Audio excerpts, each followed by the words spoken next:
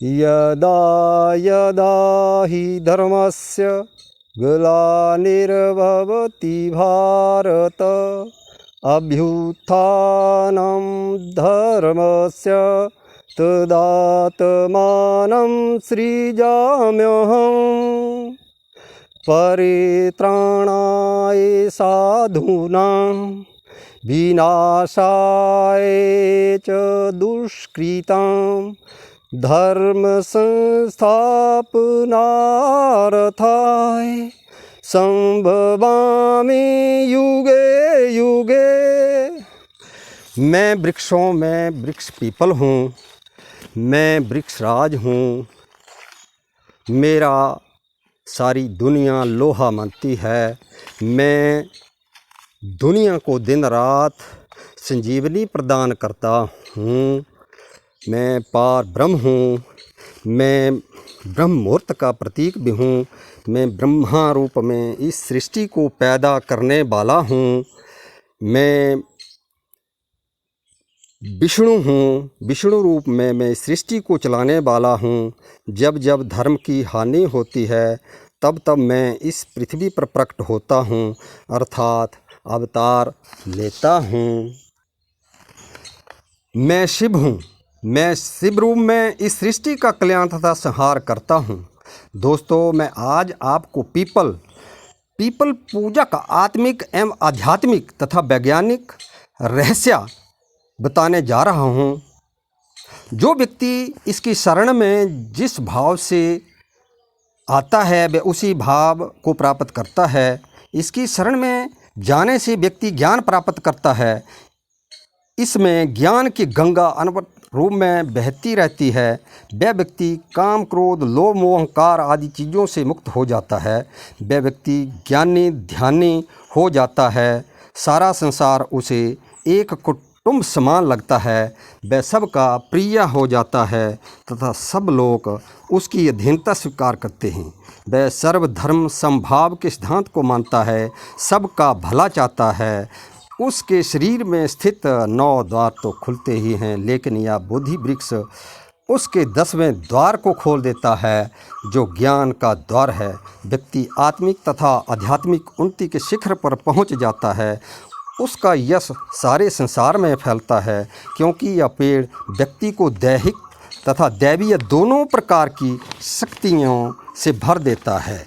इस पेड़ का एक छोटा सा बीज जो सूखी दीवार या किसी चट्टान पर उगकर पक्की जड़ छोड़कर अपनी विशालता को धारण करता है, उसी तरह इसकी शरण में निष्कपट अर्थात सरल भाव से जो व्यक्ति चला जाता है तथा इसे जो अपना आराध्य देव मानता है, वह इस संसार में इसी पेड़ की तरह अपनी जड़ जमा देता है तथा दुनिया अपना स्थान बनाकर यश कमाता है। सारी दुनिया जहाँ जहाँ वह जाता है वहाँ वहाँ उसकी जय जयकार होने में देरी नहीं लगती है। सूर्य का प्रकाश तो भौतिक चीज़ों के अग्रभाग तक ही पहुँचता है, परंतु ऐसे व्यक्ति के द्वारा दिया या छोड़ा गया प्रकाश, जिसे हम ज्ञान तथा विज्ञान कहते हैं, वह अरबों खरबों मील दूर चारों ओर अंधकार में भी अपनी पहुंच बनाकर युगों युगों एवं जन्म जन्मांतर तक अपनी छाया छोड़ता है। तभी इसे बोधि वृक्ष भी कहा गया है। यह मानव धर्म का भी जन्मदाता है। यह व्यक्ति है जिसे उसे भूत, वर्तमान तथा भविष्य का ज्ञान हो जाता है। ऐसा व्यक्ति किसी अन्य व्यक्ति के दिल दिमाग की बात को पढ़ लेता है, अपने बिछड़ों से अर्थात पितरों से बात कर लेता है तथा अन्य लोगों से भी जो इस दुनिया को छोड़कर जा चुके हैं उनसे भी बात तक जो है वो सपने में कर लेता है। यह मनुष्य को महाप्रतापी तथा तेजस्वी बना देता है। जैसे कि इस वृक्ष पर अनेक देवी देवताओं का वास बताया गया है। इसमें सर्वप्रथम जैसे जड़ में ब्रह्मा, तना में विष्णु तथा पत्तों आदि में शिव का वास बताया गया है। यह बात शास्त्र सम्मत है। यदि ब्रह्मा की आराधना करना चाहते हैं तो सात्विक गुणों वाला व्यक्ति होना चाहिए। व्यक्ति में सात्विक गुण होने चाहिए। वो व्यक्ति तामसिक गुणों वाला नहीं होना चाहिए। उसे तामसिक भोजन भी नहीं करना चाहिए। जिस तरह से यदि व्यक्ति को ब्रह्मा की पूजा करना चाहता है तो उसे जो है वो ओम ब्रह्मणे नमः इस तरह से जो है वो 1000 बार कम से कम रोज़ इस वृक्ष के नीचे आकर के जो है सुबह 4 बजे के बाद और 9 बजे तक जो है वो इसकी आराधना कर सकता है, तथा शाम को 5 बजे के बाद और रात के 9 बजे तक ही इस या अन्य देवताओं का जो सात्विक गुण वाले देवता हैं, सात्विक गुण वाले जो देवता हैं, उनका जो है वो जप तप कर सकता है। वो ये जब तक जो है वो लगातार यानी 6 हफ्ते तक जो 43 दिन बनते हैं, एक मंगलवार से लेकर के शनिवार से लेकर अगले मंगलवार शनिवार तक, और अंत में जो है वो व्यक्ति अपने सौम्य देवता को जो है वो भोग लगाए। यदि विष्णु का जाप करना चाहते हैं तो भी इस मंत्र का 1001 बार मंत्र सुबह उठ करके या शाम को जो है वो इस बोधि वृक्ष के नीचे जो है वो करे तो वह ज्ञान को प्राप्त होता है या ज्ञान प्राप्त करता है। तो जैसे अब विष्णु का जो मंत्र है वो है ओम नमो भगवते वासुदेवाय। इसके अतिरिक्त नरसिंह देव जो हैं वो विष्णु का अवतार माने गए हैं, और वो 24 बार जो है जब जब धरती पर पाप बढ़ा है उसका अंत करने के लिए उन्होंने जो है वो अवतार लिया हुआ है। तो नरसिंह अवतार के रूप में उन्होंने हिरण्यकश्यप का वध किया था, और बराह अवतार भी लिया हुआ है जिसमें उन्होंने हिरण्याक्ष का जो है वो वध किया था। तो विष्णु भगवान के स्थान पर आप नरसिंह की भी पूजा कर सकते हैं। तो ओम मैं तो इतना बता सकता हूँ कि ओम नरसिंहाय नमः इस तरह से उनका जाप करें और साफ़ सुथरे कपड़े पहनें, रोज़ जो है वो उसका जप करें, ब्रह्मचर्य का पालन करें। उन्हें जो है वो लड्डू, मीठा पान, लौंग तथा नारियल जो है वो भोग स्वरूप जो है वो अंत में आप लगाएं। सरल भाव से यदि आप उनकी पूजा जब तक करते हैं तो अवश्य ही आपको जो है वो फल जो है वो देंगे। आप शिव का जाप करना तो जानते होंगे, ओम नमो शिवाय। तो इसका जाप जो किसी भी शिवालय में जाकर भी कर सकते हैं या इस बोधि वृक्ष के नीचे भी करें तो आपको जो है वो अति शीघ्र जो है वो फल प्राप्त होगा। यदि इस तरह के जाप ताप या नदी के किनारे भी किए जाएं तो इनका हजारों गुना लाभ मिलता है। इसके अतिरिक्त आप इसके नीचे हनुमान की सिद्धि भी कर सकते हैं, या हनुमान मंदिर में जा कर के जिस तरह से हनुमान का मंत्र जो है वो ओम हनुमंताय नमः इस तरह से सिंपल सरल स्वभाव से आप जाप करेंगे तो निश्चय ही आपको जो है आपकी मनोकामना जो है वो पूरी होगी।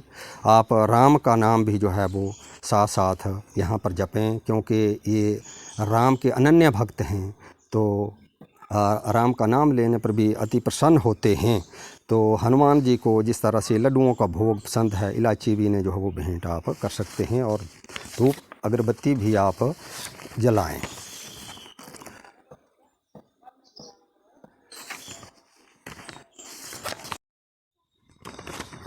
आप इस पीपल के पेड़ के नीचे जो है वो कृष्ण भगवान का भी जाप कर सकते हैं।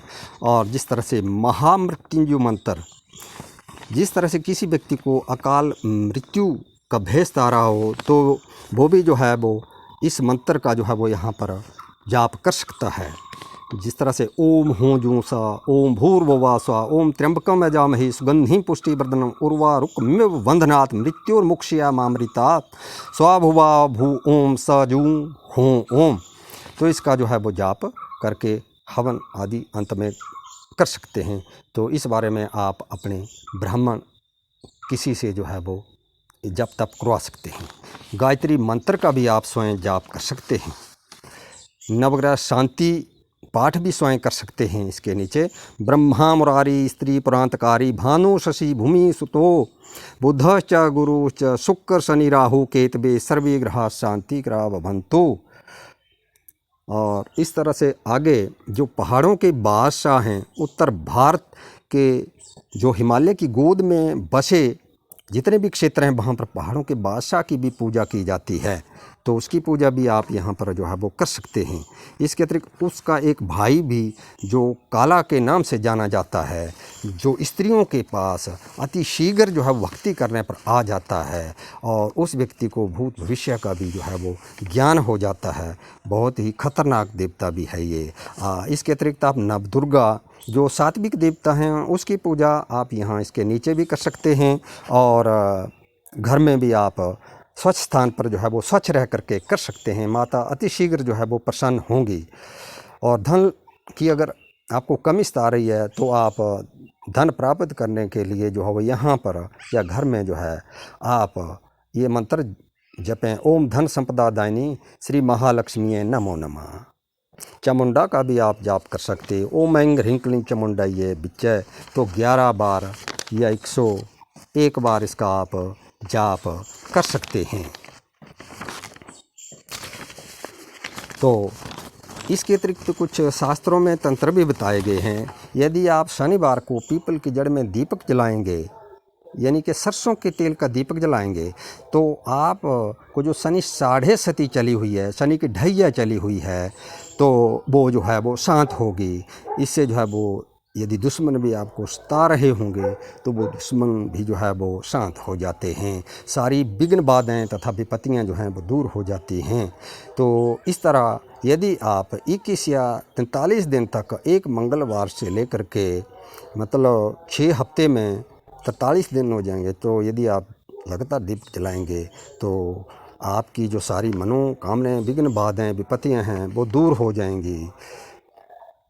जो व्यक्ति कर्ज से मुक्ति चाहते हैं, जीवन में खुशियां लाना चाहते हैं, वो व्यक्ति इस पीपल के पेड़ के नीचे शिवलिंग स्थापित करके जो है वो इन विपत्तियों से छुटकारा पा सकते हैं। मंगल दोष के लिए भी इसी तरह से आप दीपक जलाएं और सुबह शाम इन पीपल की जो पत्तियां हैं, पत्ते हैं, उनको बर्तन में डालकर सुबह उसको निकाल करके जो है वो उससे नहाएं और शाम को भी इसी तरह नहाएं। जिस कन्या या पुरुष का विवाह ना होता हो वो भी जो है वो इस पीपल के पेड़ में प्रतिदिन अपनी कामना को, अपने मनोरथ को ध्यान में रखकर यदि पानी से इसकी जड़ों को सिंचित करे, परिक्रमा करे, तो निश्चय ही उनको जो है वो मुँह मांगा वर या कन्या जो है वो मिलती है। तो ये जो वृक्ष है वो हमें इस तरह से रक्षा प्रदान करता है जिस तरह से छाता हमें वर्षा से बचाता है। वैज्ञानिक महत्व इसका ये है कि इसमें जो है calcium, manganese, copper, iron, protein, fibre आदि पोषक तत्व पाए जाते हैं। इसमें एंटीऑक्सीडेंट्स भी होते हैं। इसमें anti diabetic, anti bacterial, anti inflammatory गुण होते हैं। इसमें अद्भुत चमत्कारिक शक्ति है। यह वायु प्रदूषण को भी रोकता है, दिन रात ऑक्सीजन छोड़ता है। इसके पत्रों का जो अर्क है वो पागलपन तक को ठीक कर देता है। माइग्रेन की तो बात ही क्या, इसकी दाढ़ी माँ की ममता को पूरी करती है, अर्थात स्त्रियों की सोनी गोद को भर देती है। फलों की सीमित मात्रा में यही काम करती है, अर्थात गर्भ शोधन का काम भी करती है। या जिस तरह से इसकी जो जड़ होती है उसकी दातुन करने से हिलते दांत मजबूत हो जाते हैं, दांतों की सड़न खत्म हो जाती है। इसकी छाल को यदि जला करके और उसे पानी में बुझा करके पानी निकाल करके इस यदि धूल को यदि हम चर्म रोगों पर लगाएं तो बेरोग भी जो है ठीक हो जाते हैं। लीवर रोगों की यह अचूक दवाई है। निक्सीर, बवासीर, हृदय रोग, फेफड़ों में होने वाले और रोग उनमें भी लाभकारी है। यहाँ तक कि किडनी और गुप्तांग रोगों में भी लाभकारी है। ये हमें जो है वो दीर्घायु जो है वो प्रदान करता है।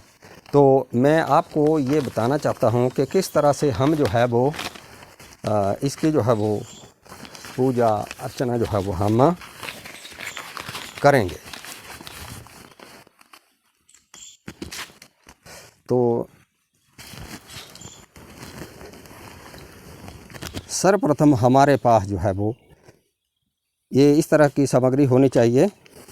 ये इस तरह से जो है एक सर्वप्रथम हमारे पास जो है वो ये जल का पात्र होना चाहिए। जल लिया हुआ है हमने इसमें, और ये जल का लोटा, इसको हम बाम तरफ रखेंगे क्योंकि यहाँ इस तरह से अग्नि का वास है, तो इस तरह से यहाँ रखना चाहिए।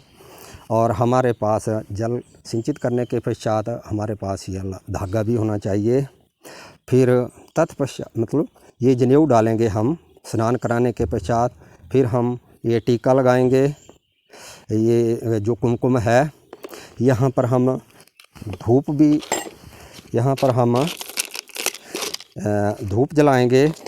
ये हमने धूप लिया हुआ है, हमने जो है वो दीपक लिया हुआ है, घी का दीपक जलाएंगे।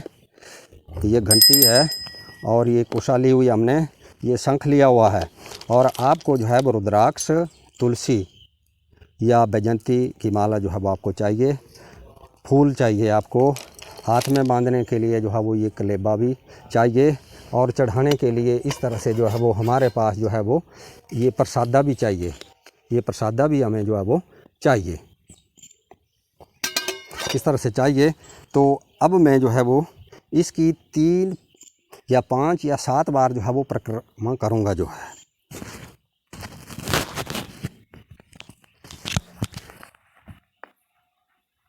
ये देखिए इस तरह से हम इसी जगह को इस तरह से खींचेंगे।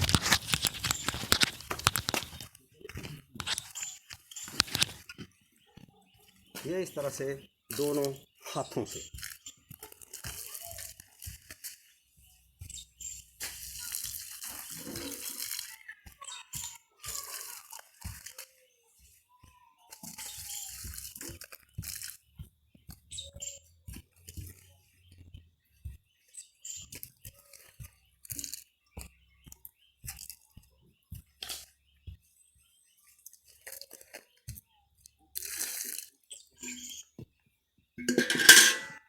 और तत्पश्चात हम जो है वो इसमें धागा बांधेंगे। ये जो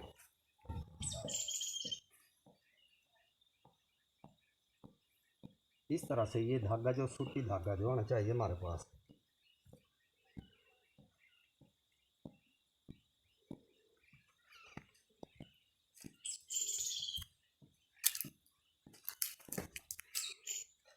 ये इस तरह से 3 या 5 या 7 बार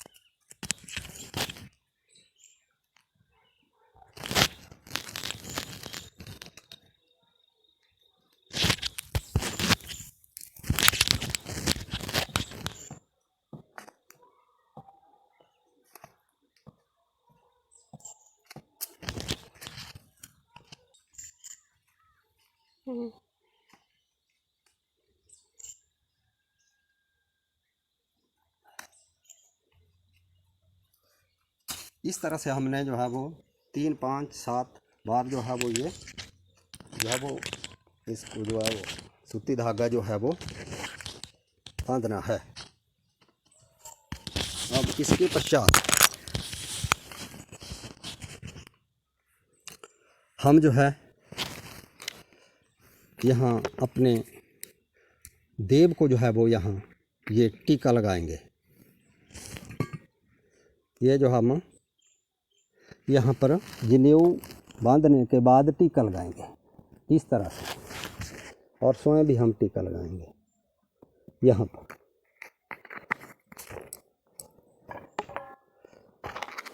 हम यहाँ पर दीपक भी जलाएंगे।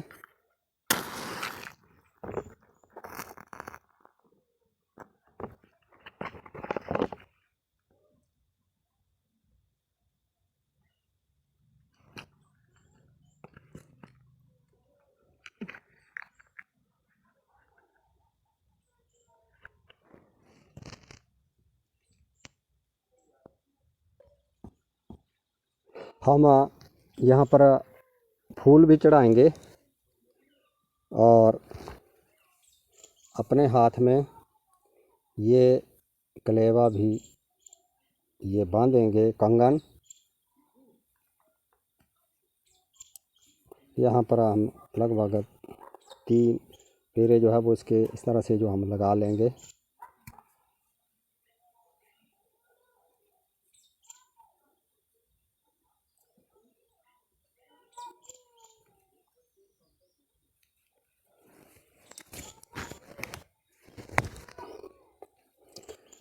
और हम